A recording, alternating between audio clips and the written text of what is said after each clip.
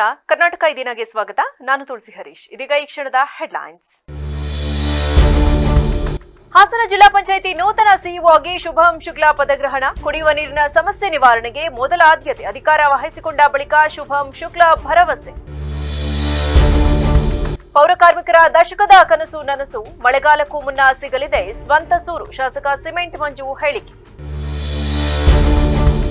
ಹೆರಿಗೆ ವೇಳೆ ಮಹಿಳೆ ಸಾವು. ವೈದ್ಯರ ವೈಜ್ಞಾನಿಕ ಚಿಕಿತ್ಸೆಯೇ ಸಾವಿಗೆ ಕಾರಣ. ಸಿಮ್ಸ್ ಆಸ್ಪತ್ರೆ ವೈದ್ಯರ ವಿರುದ್ಧ ಜನರ ಆಕ್ರೋಶ.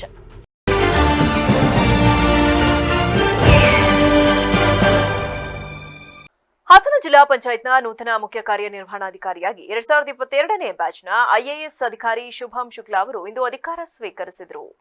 ಈ ಹಿಂದೆ ಹಾವೇರಿ ಜಿಲ್ಲೆಯ ಸವಣೂರು ವಿಭಾಗದಲ್ಲಿ ಉಪವಿಭಾಗಾಧಿಕಾರಿಯಾಗಿ ಸೇವೆ ಸಲ್ಲಿಸಿದ್ದ ಇವರು ಇದೀಗ ಹಾಸನ ಜಿಲ್ಲೆಯ ಅಭಿವೃದ್ಧಿಯ ಜವಾಬ್ದಾರಿಯನ್ನು ವಹಿಸಿಕೊಂಡಿದ್ದಾರೆ. ಅಧಿಕಾರ ಸ್ವೀಕರಿಸಿದ ಬಳಿಕ ಮಾತನಾಡಿದ ಅವರು, ಹಾಸನದಂತಹ ಐತಿಹಾಸಿಕ ಮತ್ತು ಪೌರಾಣಿಕ ಹಿನ್ನೆಲೆಯುಳ್ಳ ಜಿಲ್ಲೆಯಲ್ಲಿ ಸೇವೆ ಸಲ್ಲಿಸಲು ಅವಕಾಶ ಸಿಕ್ಕಿರುವುದು ನನ್ನ ಸೌಭಾಗ್ಯ. ಜಿಲ್ಲೆಯ ಸರ್ವತೋಮುಖ ಅಭಿವೃದ್ಧಿಗೆ ಮತ್ತು ಜಿಲ್ಲಾಡಳಿತದೊಂದಿಗೆ ಉತ್ತಮ ಸಮನ್ವಯ ಸಾಧಿಸಿ ಕೆಲಸ ಮಾಡಲು ನಾನು ಬದ್ಧನಾಗಿದ್ದೇನೆ. ಈ ಅವಕಾಶ ನೀಡಿದ ಹಿರಿಯ ಅಧಿಕಾರಿಗಳಿಗೆ ಹಾಗೂ ಸರ್ಕಾರಕ್ಕೆ ಧನ್ಯವಾದ ಸಲ್ಲಿಸುತ್ತೇನೆ ಎಂದು ತಿಳಿಸಿದರಲ್ಲದೆ, ಜಿಲ್ಲೆಯಲ್ಲಿ ತಲೆದೋರಿರುವ ಕುಡಿಯುವ ನೀರಿನ ಸಮಸ್ಯೆಯ ಬಗ್ಗೆ ಪ್ರತಿಕ್ರಿಯಿಸಿ, ಜಿಲ್ಲಾಧಿಕಾರಿಗಳ ಅಧ್ಯಕ್ಷತೆಯಲ್ಲಿ ಈಗಾಗಲೇ ವಿವಿಧ ಹಂತಗಳಲ್ಲಿ ಟಾಸ್ಕ್ ಫೋರ್ಸ್ ಸಭೆಗಳನ್ನು ನಡೆಸಿ ಕುಡಿಯುವ ನೀರಿನ ಪರಿಸ್ಥಿತಿಯನ್ನು ಅವಲೋಕಿಸಲಾಗುತ್ತಿದೆ. ಪ್ರಸ್ತುತ ಜಿಲ್ಲೆಯ ಸುಮಾರು 33 ಹಳ್ಳಿಗಳಲ್ಲಿ ನೀರಿನ ಸಮಸ್ಯೆ ಇರುವುದು ಗಮನಕ್ಕೆ ಬಂದಿದೆ. ಗ್ರಾಮೀಣ ಭಾಗದ ಜನರಿಗೆ 100% ಕುಡಿಯುವ ನೀರು ಲಭ್ಯವಾಗುವಂತೆ ಮಾಡಬೇಕು ಎಂದು ಸರ್ಕಾರದ ಸ್ಪಷ್ಟ ನಿರ್ದೇಶನವಿದೆ. ಈ ನಿಟ್ಟಿನಲ್ಲಿ ಸಂಪೂರ್ಣ ಸಮರ್ಪಣಾ ಮನೋಭಾವದಿಂದ ಕೆಲಸ ಮಾಡಲಾಗುವುದು.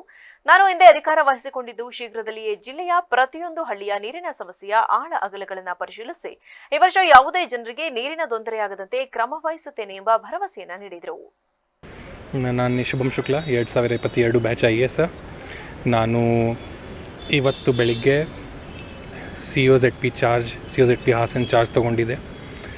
ನಾನು ಇದಕ್ಕಿಂತ ಹಿಂದೆ ಹಾವೇರಿ ಜಿಲ್ಲೆಯಲ್ಲಿ ಸವಣೂರು ವಿಭಾಗದಲ್ಲಿ ಹಿರಿಯ ವಿಭಾಗಾಧಿಕಾರಿಯಾಗಿ ಕೆಲಸ ಮಾಡಿದ್ದೆ. ನನಗೆ ಭಾಳ ಸಂತೋಷ ಇದೆ. ಒಳ್ಳೆಯ ಜಿಲ್ಲೆ, ಐತಿಹಾಸಿಕ ಪೌರಾಣಿಕ ಜಿಲ್ಲೆಯಲ್ಲಿ ನನಗೆ ಸೇವಾ ಸಲ್ಲಿಸಲಿಕ್ಕೆ ನನಗೆ ಒಂದು ಉತ್ತಮ ಅವಕಾಶ ನನ್ನ ಹಿರಿಯ ಅಧಿಕಾರಿಗಳು ಕೊಟ್ಟಿದ್ದಾನೆ. ನಾನು ಎಲ್ಲರಿಗೆ ತುಂಬ ಹೃದಯದಿಂದ ಧನ್ಯವಾದಗಳು ಸಲ್ಲಿಸ್ತಾ ಮತ್ತು ನಾನು ಎಲ್ಲ ನಾಗರಿಕರಿಗೆ ಒಳ್ಳೆಯ ಅಭಿವೃದ್ಧಿ ಕೆಲಸಗಳು ಮತ್ತು ಜಿಲ್ಲಾಡಳಿತ ಜೊತೆ ಒಳ್ಳೆಯ ಸಮನ್ವಯದ ಆಶ್ವಾಸನೆ ಕೊಡ್ತಾ ಇದ್ದೀನಿ. ಜೈ ಹಿಂದ್, ಜೈ ಕರ್ನಾಟಕ. ಕುಡಿಯ ನೀರು ಸಮಸ್ಯೆ ಅದು ಇದೆ, ನನ್ನ ಗಮನಕ್ಕೆ ಬಂದಿದೆ. 33 ಹಳ್ಳಿಗಳಲ್ಲಿ ನಾವು ತಾಲೂಕಾ ಮಟ್ಟದಲ್ಲಿ, ಜಿಲ್ಲಾ ಮಟ್ಟದಲ್ಲಿ DC ಮೇಡಮ್ರ ಅಧ್ಯಕ್ಷತೆಯಲ್ಲಿ ಬೇರೆ ಬೇರೆ ಹಂತದಲ್ಲಿ ನಾವು ಟಾಸ್ಕ್ ಮೀಟಿಂಗ್ ಮಾಡ್ತಾಯಿದ್ವಿ. ಸರ್ಕಾರದಿಂದ ನಮಗೆ ಕ್ಲಿಯರ್ ಇನ್ಸ್ಟ್ರಕ್ಷನ್ ಇದೆ, 100% ಡ್ರಿಂಕಿಂಗ್ ವಾಟರ್ ಅವೈಲಬಿಲಿಟಿ ಪ್ರತಿ ಹಳ್ಳಿಗಳಲ್ಲಿನೇ ಆಗಬೇಕು. ಅದೇ ಕೆಲಸಕ್ಕೆ ನಾವು ಪೂರ್ತಿಯಾಗಿ ಡೆಡಿಕೇಟೆಡ್ ಇದ್ದೀವಿ. ಹಲವು ವರ್ಷಗಳಿಂದ ನೆನೆಗುದಿಗೆ ಬಿದ್ದಿದ್ದ ಪೌರ ಕಾರ್ಮಿಕರ ವಸತಿ ನಿರ್ಮಾಣ ಕಾಮಗಾರಿಗೆ ಚಾಲನೆ ದೊರೆತಿದ್ದು, ಮಳೆಗಾಲ ಆರಂಭಕ್ಕೂ ಮುನ್ನ ಪೌರ ಕಾರ್ಮಿಕರಿಗೆ ಸೂರು ಕಲ್ಪಿಸಲು ಪ್ರಾಮಾಣಿಕ ಪ್ರಯತ್ನ ಮಾಡುತ್ತೇನೆ ಎಂದು ಶಾಸಕ ಸಿಮೆಂಟ್ ಮಂಜು ತಿಳಿಸಿದ್ದಾರೆ.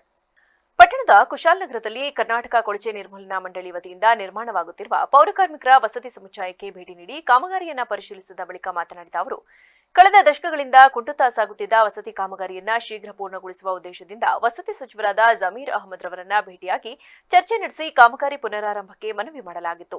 ತಮ್ಮ ಮನವಿಗೆ ಸ್ಪಂದಿಸಿದ ಸಚಿವರು ಗುತ್ತಿಗೆದಾರರಿಗೆ ಕಾಮಗಾರಿ ಮರುಪ್ರಾರಂಭಿಸಲು ಸೂಚನೆ ನೀಡಿದ್ದು, ಕಳೆದ 3 ದಿನಗಳಿಂದ ಕಾಮಗಾರಿ ಮತ್ತೆ ಆರಂಭಗೊಂಡಿದ್ದು, ಮಳೆಗಾಲ ಆರಂಭಕ್ಕೂ ಮುನ್ನವೇ ಕಾಮಗಾರಿ ಪೂರ್ಣಗೊಳಿಸುವಂತೆ ಗುತ್ತಿಗೆದಾರರಿಗೆ ಕಟ್ಟುನಿಟ್ಟಿನ ಸೂಚನೆ ನೀಡಲಾಗಿದೆ ಎಂದರು.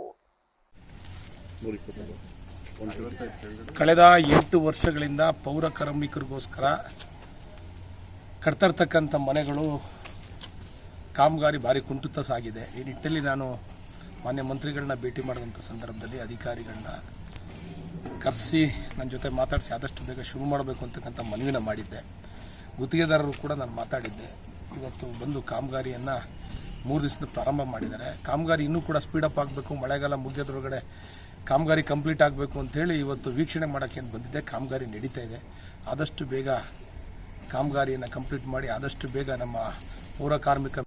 ಈ ಸಂದರ್ಭದಲ್ಲಿ ಪೌರ ಕಾರ್ಮಿಕ ಮುಖಂಡ ಪಳನಿ, ಗುತ್ತಿಗೆದಾರ ಪವನ್ ಸೇರಿದಂತೆ ಇತರರು ಉಪಸ್ಥಿತರಿದ್ದರು. ನಗರದ ವೈದ್ಯಕೀಯ ವಿಜ್ಞಾನಗಳ ಸಂಸ್ಥೆ ಆಸ್ಪತ್ರೆಯಲ್ಲಿ ಗರ್ಭಿಣಿಯೊಬ್ಬರು ಮೃತಪಟ್ಟಿದ್ದು, ವೈದ್ಯರ ನಿರ್ಲಕ್ಷ್ಯದಿಂದಲೇ ಈ ಸಾವು ಸಂಭವಿಸಿದೆ ಎಂದು ಆರೋಪಿಸಿ ವಿವಿಧ ಸಂಘಟನೆಗಳ ವತಿಯಿಂದ ಬೃಹತ್ ಪ್ರತಿಭಟನೆ ನಡೆಸಲಾಯಿತು. ಅಗ್ರಹಾರ ಗ್ರಾಮದ ಸುರೇಶ್ ಎಂಬುವರ ಪತ್ನಿ ರೂಪಾ ಮೃತಪಟ್ಟ ಗರ್ಭಿಣಿಯಾಗಿದ್ದು ಕಳೆದ 9 ತಿಂಗಳಿಂದ ಸ್ತ್ರೀರೋಗ ತಜ್ಞೆ ಡಾಕ್ಟರ್ ಭಾರತಿ ಅವರ ಬಳಿ ಚಿಕಿತ್ಸೆ ಪಡೆಯುತ್ತಿದ್ದರು. ಮೇ 3ರಂದು ಹೆರಿಗೆ ನೋವಿನಿಂದ ಆಸ್ಪತ್ರೆಗೆ ದಾಖಲಾಗಿದ್ರು. ಆದರೆ ವೈದ್ಯರ ನಿರ್ಲಕ್ಷ್ಯ ಮತ್ತು ವೈಜ್ಞಾನಿಕ ಚಿಕಿತ್ಸೆಯಿಂದ ಅವರು ಮೃತಪಟ್ಟಿದ್ದಾರೆ ಎಂಬುದು ಕುಟುಂಬಸ್ಥರ ಮತ್ತು ಪ್ರತಿಭಟನಾಕಾರರ ಗಂಭೀರ ಆರೋಪವಾಗಿದೆ.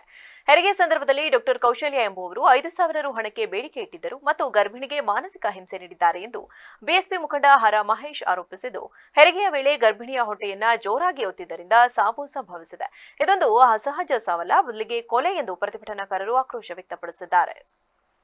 ನಾನಿವತ್ತು ಇಲ್ಲಿ ಮುಂದೆ ನಿಂತಿದ್ದೀನಿ. ಇಲ್ಲಿ ನಮಗೂ ಒಂದು ಸ್ವಲ್ಪ ಇದರಿಂದ ನಮಗೂ ಸ್ವಲ್ಪ ಸಂತಾಪ ಆಗ್ತಾ ಇದೆ, ವಿಷಾದನೀಯ ಆಗ್ತಾ ಇದೆ.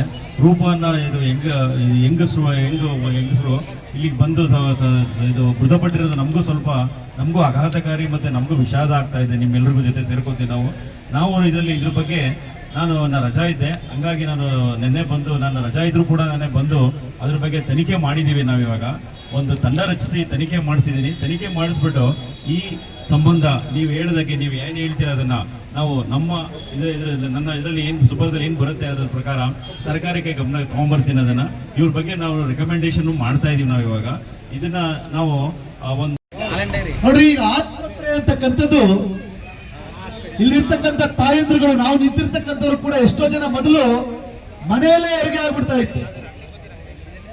ನಮ್ಮ ಅಜ್ಜಿಯರು, ವಯಸ್ಸಾದವರು ಮನೆ ಒಳಗಡೆ ಹೆರಿಗೆ ಮಾಡ್ಬಿಡ್ತಾ ಇತ್ತು. ಊರಲ್ಲಿ 4-5 ಜನ ಇರ್ತಾ ಇದ್ರು ಹಿರಿಯರು. ಆದ್ರೆ ಅಲ್ಲಿ ಸಾವು ನೋವುಗಳು ಜಾಸ್ತಿ ಆಗ್ತಾ ಇತ್ತು. ಹೆರಿಗೆ ಸಂದರ್ಭದಲ್ಲಿ ಸಾವು ನೋವುಗಳು ಜಾಸ್ತಿ ಆಗ್ತಾ ಇತ್ತು. ನಿಮಗೆ ಗೊತ್ತು, 8 ಜನ ಮಕ್ಕಳು, 10 ಜನ ಮಕ್ಕಳಲ್ಲಿ 3 ಸತ್ತೋದ್ವು, 6 ಸತ್ತೋದ್ವು, 4 ಸತ್ತೋದ್ವು ಅಂತ ನಮ್ಮ ಮನೆಯಲ್ಲಿ ನಮ್ಮ ತಾತ ಅಜ್ಜಿ ಎಲ್ಲ ಹಾಸನ ವಿಧಾನಸಭಾ ಕ್ಷೇತ್ರದ ವ್ಯಾಪ್ತಿಯ ದಾಸರಕೊಪ್ಲು ಗ್ರಾಮದಲ್ಲಿ ಮೂಲಸೌಕರ್ಯ ಅಭಿವೃದ್ಧಿಗೆ ಹೆಚ್ಚಿನ ಒತ್ತು ನೀಡಲಾಗುತ್ತಿದ್ದು, ಇಂದು ವಿವಿಧ ಅಭಿವೃದ್ಧಿ ಕಾಮಗಾರಿಗಳಿಗೆ ಶಾಸಕ ಸ್ವರೂಪ್ ಪ್ರಕಾಶ್ ಅವರು ಅಧಿಕೃತವಾಗಿ ಚಾಲನೆ ನೀಡಿದರು. ಹಾಸನ ಮಹಾನಗರ ಪಾಲಿಕೆಯ ಅನುದಾನದ ಅಡಿಯಲ್ಲಿ ಒಟ್ಟು 1,33,00,000 ರೂಪಾಯಿಗಳ ವೆಚ್ಚದಲ್ಲಿ ಗ್ರಾಮದ ಪ್ರಮುಖ ರಸ್ತೆಗಳ ಡಾಂಬರೀಕರಣ ಹಾಗೂ ಸುಸಜ್ಜಿತ ಚರಂಡಿ ನಿರ್ಮಾಣ ಕಾಮಗಾರಿಗೆ ಗುದ್ದಲಿ ಪೂಜೆ ನೆರವೇರಿಸಿ ಬಳಿಕ ಮಾತನಾಡಿದ ಶಾಸಕರು, ಕಾಮಗಾರಿಯ ಗುಣಮಟ್ಟದಲ್ಲಿ ಯಾವುದೇ ರಾಜಿ ಮಾಡಿಕೊಳ್ಳಬಾರದು ಎಂದು ಗುತ್ತಿಗೆದಾರರಿಗೆ ಕಟ್ಟುನಿಟ್ಟಿನ ಸೂಚನೆ ನೀಡಿದ್ದು, ಸಾರ್ವಜನಿಕರ ಸಂಚಾರಕ್ಕೆ ತೊಂದರೆಯಾಗದಂತೆ ನಿಗದಿತ ಅವಧಿಯೊಳಗೆ ಅತ್ಯಂತ ವೇಗವಾಗಿ ಕಾಮಗಾರಿಯನ್ನು ಪೂರ್ಣಗೊಳಿಸಬೇಕು ಎಂದು ಅಧಿಕಾರಿಗಳಿಗೆ ನಿರ್ದೇಶನ ನೀಡಲಾಗಿದೆ ಎಂದಿದ್ದಾರೆ. ಗ್ರಾಮ ಪಂಚಾಯತಿಲಿತ್ತು, ಇವತ್ತು ನಗರ ಪಾಲಿಕೆಗೆ ಮೇಲ್ದರ್ಜೆಗೇರಿಸಿದ್ರಿಂದ ನಗರ ಪಾಲಿಕೆ ಸೇರೋದ್ರಿಂದ ಹಲವಾರು ವರ್ಷಗಳಿಂದ ಕೆಲಸಗಳಾಗಿರಲಿಲ್ಲ. ಹಾಗಾಗಿ ಇವತ್ತು ನಾವು ನಗರಸಭೆ ಒಂದು ಇದರ ಅನುದಾನದಿಂದ 1,33,00,000 ವೆಚ್ಚದಲ್ಲಿ ಇವತ್ತು ಕಾಂಕ್ರೀಟ್ ಚರಂಡಿ ಮತ್ತು ರಸ್ತೆನ ಕೂಡ ಸೇರಿಸಿದ್ವಿ. ಹಲವಾರು ದಿನಗಳಿಂದ ಎಲ್ಲ ನಾಗರಿಕರ ಬೇಡಿಕೆ, ಹಾಗಾಗಿ ಇವತ್ತು ಗುದ್ದಲಿ ಪೂಜೆನ ಕೂಡ ನಾವೆಲ್ಲ ಗ್ರಾಮಸ್ಥರು ಹಿರಿಯರೆಲ್ಲ ಸೇರಿ ಇವತ್ತು ಗುದ್ದಲಿ ಪೂಜೆನ ಮಾಡಿದ್ವಿ. ಅದೇ ರೀತಿ ನೀರಿನೂ ಕೂಡ ಸಮಸ್ಯೆ ಇರೋದ್ರಿಂದ OHT ಟ್ಯಾಂಕ್ ಕೂಡ 1 ಲಕ್ಷ ಲೀಟ್ರದು OHT ಓವರ್ ಹೆಡ್ ಟ್ಯಾಂಕ್ ಕೂಡ ಕಾಮಗಾರಿ ಆಗಲೇ ಪೂರ್ಣ ಹಂತದಲ್ಲಿದೆ. ಆಗಲಿ ಇನ್ನು ಮುಂದೇನು ಕೂಡ ಏನೇನು ಕೆಲಸ ಕಾಮಗಾರಿಗಳಾಗಬೇಕಾಗಿದೆ, ಊರಿನ ಮುಂಭಾಗ ಇರ್ಬೋದು, ಊರಿನ ಒಳಗಡೆ ಕೂಡ ಹಂತವಾಗಿ ಖಂಡಿತವಾಗ್ಲೂ ಮಾಡೋಣ. ಇದೇ ಸಂದರ್ಭದಲ್ಲಿ ನಮ್ಮ ಶಾಸಕರ ಒಂದು ಅನುದಾನದಲ್ಲೂ ಕೂಡ ಈಗಾಗಲೇ ಕೆಲಸಗಳಾಗಿದೆ. ಕಾಮಗಾರಿಗಳು ಗುದ್ದಲಿ ಪೂಜೆ ಅಂದು ಕೂಡ ಮಾಡ್ತೀವಿ. ಹಂತವಾಗಿ ಏನೇ ಕೆಲಸ ಕಾರ್ಯಗಳಿದ್ರೂ ಕೂಡ ಖಂಡಿತವಾಗ್ಲೂ ಮಾಡಿಕೊಡುವಂಥ ಪ್ರಾಮಾಣಿಕ ಪ್ರಯತ್ನ ಕೂಡ. ಈ ಸಂದರ್ಭದಲ್ಲಿ ಸ್ಥಳೀಯ ಮುಖಂಡರುಗಳು, ಜನಪ್ರತಿನಿಧಿಗಳು, ಅಧಿಕಾರಿಗಳು ಹಾಗೂ ಗ್ರಾಮದ ಹಿರಿಯರು ಉಪಸ್ಥಿತರಿದ್ದರು. ಜಾಗತಿಕ ಯುದ್ಧದ ಸನ್ನಿವೇಶ ಹಾಗೂ ಆರ್ಥಿಕ ಬಿಕ್ಕಟ್ಟಿನ ಹಿನ್ನೆಲೆಯಲ್ಲಿ ಪ್ರಧಾನಿ ನರೇಂದ್ರ ಮೋದಿ ಅವರು ನೀಡಿರುವ ಮಿತವ್ಯಯದ ಕರೆಗೆ ರಾಜ್ಯ ವಿಧಾನಸಭೆಯ ವಿಪಕ್ಷ ನಾಯಕ ಆರ್ ಅಶೋಕ್ ಅವರು ಬೆಂಬಲ ವ್ಯಕ್ತಪಡಿಸಿದ್ದಾರೆ. ವಿಶ್ವದ 15ಕ್ಕೂ ಹೆಚ್ಚು ದೇಶಗಳಲ್ಲಿ ನೇರ ಅಥವಾ ಪರೋಕ್ಷ ಯುದ್ಧ ನಡೆಯುತ್ತಿದೆ. ಅಮೆರಿಕ, ಇರಾನ್ ನಡುವಿನ ಸಂಘರ್ಷದಿಂದ ಜಾಗತಿಕ ಆರ್ಥಿಕತೆ ಕುಸಿಯುತ್ತಿದೆ. ನೆರೆಯ ಪಾಕಿಸ್ತಾನದಲ್ಲಿ ಪೆಟ್ರೋಲ್, ಡೀಸೆಲ್ಗಾಗಿ ಹಾಹಾಕಾರ ಎದ್ದಿದೆ. ಆದರೆ ಭಾರತದಲ್ಲಿ ಮೋದಿ ಅವರು ಯಾವುದೇ ಕಠಿಣ ನಿರ್ಬಂಧ ಇರದೆ ಕೇವಲ ಮಿತವ್ಯಯ ಮಾಡುವಂತೆ ಮನವಿ ಮಾಡಿದ್ದಾರೆ. 1 ವರ್ಷ ಚಿನ್ನ ಖರೀದಿ ಮಾಡಬೇಡಿ ಎಂದು ಹೇಳಿರುವುದು ದೇಶದ ಹಿತದೃಷ್ಟಿಯಿಂದ ಎಂದು ತಿಳಿಸಿದ್ದಾರೆ. ಹಿಂದೆ ಯುದ್ಧದ ಸಮಯದಲ್ಲಿ ನೆಹರು ಅವರು ಮನೆಯಲ್ಲಿರುವ ಚಿನ್ನ ಕೊಡಿ ಎಂದಿದ್ರು. ಲಾಲ್ ಬಹದ್ದೂರ್ ಶಾಸ್ತ್ರಿ ಅವರು ಒಂದು ಊಟ ಕೊಡಿಬಿಡಿ ಎಂದಿದ್ರು. ಹೇಳ್ಬೇಕಲ್ಲ, ನೀವು ನಾವಿದ್ದಾಗ ನಾವ್ ಈ ತರ ಮಾಡಿಲ್ಲ. ಕಾಂಗ್ರೆಸ್ ಪಾರ್ಟಿ ಇದ್ದಾಗ ದೇಶದಲ್ಲಿ ನಾವು ಯಾವತ್ತೂ ಕೂಡ ಈ ತರ ನಿರ್ಬಂಧಗಳನ್ನ ಹಾಕಿಲ್ಲ. ಧೈರ್ಯವಾಗಿ ಹೇಳಿ, ನಿಮ್ ದಮ್ಮಿದ್ರೆ, ಆ ತರ ಗಟ್ಸ್ ಇದ್ರೆ ನಿಮ್ಗೆ ಮಾತಾಡಿ ನೋಡೋಣ.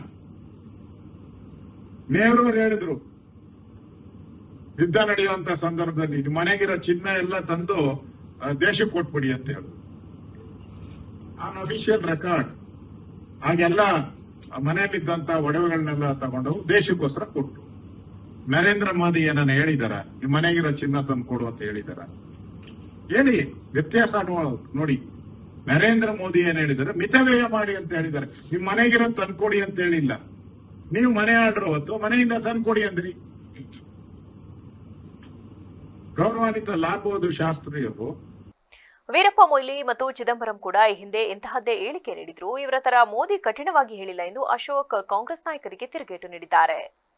ಪೆನ್ಷನ್ ಮೊಹಲ್ಲಾ ಮತ್ತು ರಾಜ್ಕುಮಾರ್ ನಗರದ ಶ್ರೀ ಕೊಲ್ಲಾಪುರದಮ್ಮ ದೇವಸ್ಥಾನ ಸಮಿತಿ ಹಾಗೂ ಡಾಕ್ಟರ್ ಬಿಆರ್ ಅಂಬೇಡ್ಕರ್ ಯುವಕರ ಸಂಘದ ಸಂಯುಕ್ತಾಶ್ರಯದಲ್ಲಿ ಶ್ರೀ ಕೊಲ್ಲಾಪುರದಮ್ಮನವರ 236ನೇ ವರ್ಷದ ಜಾತ್ರಾ ಮಹೋತ್ಸವವು ನಗರದಲ್ಲಿ ಮೇ 15ರಿಂದ 17ರವರೆಗೆ ಜರುಗಲಿದೆ. ಜಾತ್ರಾ ಮಹೋತ್ಸವದ ಮೊದಲ ದಿನವಾದ ಶುಕ್ರವಾರ ಜಾತ್ರೋತ್ಸವದ ಉದ್ಘಾಟನೆ ಮತ್ತು ಮಹಾಮಂಗಳಾರತಿ ನೆರವೇರಲಿದೆ. ನಂತರ ಶ್ರೀ ದೇವಿ ಅಡ್ಡಿಯ ಭವ್ಯ ಮೆರವಣಿಗೆ ಆರಂಭವಾಗಲಿದ್ದು 3 ದಿನಗಳ ಕಾಲ ನಡೆಯುವ ಈ ಐತಿಹಾಸಿಕ ಜಾತ್ರಾ ಮಹೋತ್ಸವದಲ್ಲಿ ಹಾಸನ ನಗರ ಹಾಗೂ ಸುತ್ತಮುತ್ತಲಿನ ಗ್ರಾಮಗಳ ಸಾವಿರಾರು ಭಕ್ತಾದಿಗಳು ಪಾಲ್ಗೊಳ್ಳುವ ನಿರೀಕ್ಷೆ ಇದೆ ಎಂದು ದೇವಸ್ಥಾನ ಸೇವಾ ಸಮಿತಿ ತಿಳಿಸಿದೆ. ಶ್ರೀ ಕೊಲ್ಲಾಪುರದಮ್ಮನವರ ಅದ್ದೂರಿ ಜಾತ್ರಾ ಮಹೋತ್ಸವ ಇದೆ 15, 16, 17ರಂದು ಭಾಳ ವಿಜೃಂಭಣೆಯಿಂದ ಮಾಡ್ತಿದ್ದೀವಿ.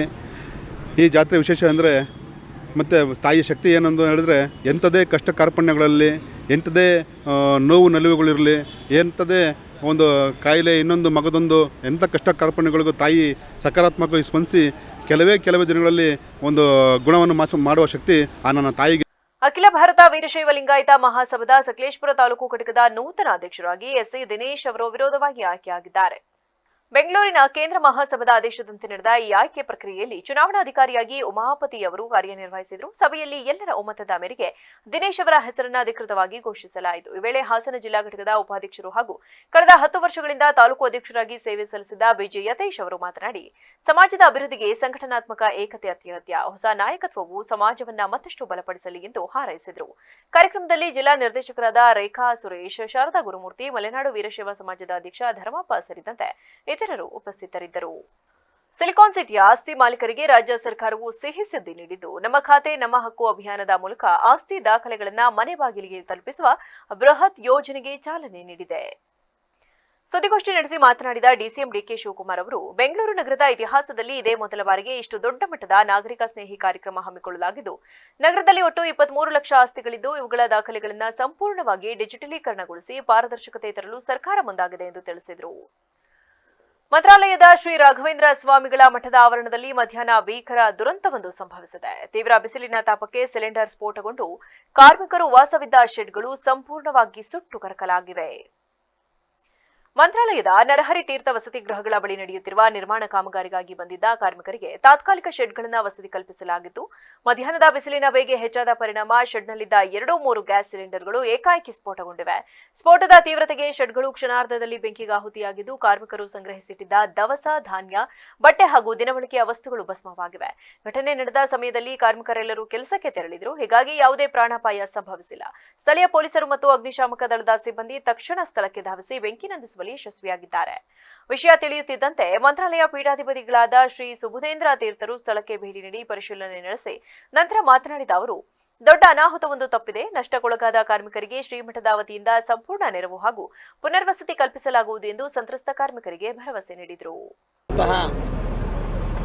ಗುತ್ತಿಗೆದಾರರು ಅಲ್ಲಿ ಕೆಲಸ ಮಾಡುವವರಿಗೆ ತಾತ್ಕಾಲಿಕವಾಗಿ ನಿರ್ಮಾಣ ಮಾಡಿದಂತಹ ಶೆಡ್ಗಳಲ್ಲಿ ವಾಸವಾಗಿರ್ತಾ ಇದ್ರು. ಬಿಸಿಲಿನ ತಾಪದಿಂದ ಅಲ್ಲಿ ತಾತ್ಕಾಲಿಕ ಶೆಡ್ಗಳಲ್ಲಿ ಇರಿಸಿ ಅವರು ಉಪಯೋಗಿಸ್ತಾ ಇದ್ದಂತಹ ಚಿಕ್ಕ ಚಿಕ್ಕ ಗ್ಯಾಸಿನ ಸಿಲಿಂಡರ್ಗಳು ಮತ್ತಿತರ ವಸ್ತುಗಳು ಈ ಬಿಸಿಲಿನ ತಾಪದಿಂದ ಹತ್ತಿ ಉರಿದು ಅಲ್ಲಿರುವಂಥ ಚಿಕ್ಕ ಚಿಕ್ಕ ಸಿಲಿಂಡರ್ಗಳು ಸುಮಾರಾಗಿ 2-3 ಸಿಲಿಂಡರ್ಗಳು ಅಲ್ಲಲ್ಲೇ ಅದು ಬರೆಸ್ಟ್ ಆಗಿಲ್ಲಕ್ಕೆ ದೊಡ್ಡ ಸಿಲಿಂಡರನ್ನು ಕೂಡ ತಕ್ಷಣದಲ್ಲೇ ಅದನ್ನು ಪಕ್ಕಕ್ಕೆ ಸರಿಸಿ ಆ ಅನಾಹುತವನ್ನು ತಡೆದಿರುವಂತಹದ್ದು ಇಲ್ಲಿ ನಡೆದಿದೆ. ಈ ಸಂದರ್ಭದಲ್ಲಿ ಯಾರಿಗೂ ಕೂಡ ಪ್ರಾಣಾಪಾಯ ಅನ್ನುವಂಥದ್ದು, ಪ್ರಾಣಹಾನಿ ಅನ್ನುವಂಥದ್ದು ಆಗಲಿಲ್ಲ. ತಕ್ಷಣದಲ್ಲೇ ಇದರ ಮಾಹಿತಿ ಬಂದ ಕೂಡಲೇ ನಮ್ಮ ಸ್ಥಾನಿಕ circle inspector, police sub inspector ಮತ್ತಿತರ ಪೊಲೀಸ್ ಸಿಬ್ಬಂದಿಗಳು ಮತ್ತು ಎಲೆಕ್ಟ್ರಿಕ್ ಡಿಪಾರ್ಟ್ಮೆಂಟ್ನವರು ಅದೇ ರೀತಿ. ಕೊನೆಯಲ್ಲಿ ಮತ್ತೊಮ್ಮೆ ಹೆಡ್ಲೈನ್ಸ್. ಹಾಸನ ಜಿಲ್ಲಾ ಪಂಚಾಯಿತಿ ನೂತನ ಸಿಇಒ ಆಗಿ ಶುಭಂ ಶುಕ್ಲಾ ಪದಗ್ರಹಣ. ಕುಡಿಯುವ ನೀರಿನ ಸಮಸ್ಯೆ ನಿವಾರಣೆಗೆ ಮೊದಲ ಆದ್ಯತೆ. ಅಧಿಕಾರ ವಹಿಸಿಕೊಂಡ ಬಳಿಕ ಶುಭಂ ಶುಕ್ಲಾ ಭರವಸೆ. ಪೌರ ಕಾರ್ಮಿಕರ ದಶಕದ ಕನಸು ನನಸು. ಮಳೆಗಾಲಕ್ಕೂ ಮುನ್ನ ಸಿಗಲಿದೆ ಸ್ವಂತ ಸೂರು. ಶಾಸಕ ಸಿಮೆಂಟ್ ಮಂಜು ಹೇಳಿಕೆ. ಹೆರಿಗೆ ವೇಳೆ ಮಹಿಳೆ ಸಾವು, ವೈದ್ಯರ ವೈಜ್ಞಾನಿಕ ಚಿಕಿತ್ಸೆಯೇ ಸಾವಿಗೆ ಕಾರಣ. ಸಿಮ್ಸ್ ಆಸ್ಪತ್ರೆ ವೈದ್ಯರ ವಿರುದ್ಧ ಜನರ ಆಕ್ರೋಶ. ಕ್ಷಣ ಕ್ಷಣದ ಸುದ್ದಿಗಾಗಿ ನೋಡ್ತಾ ಇರಿ ವಿವಿಸಿ ಟಿವಿ, ಸತ್ಯದ ಕಡೆ ನಮ್ಮ ನಡೆ.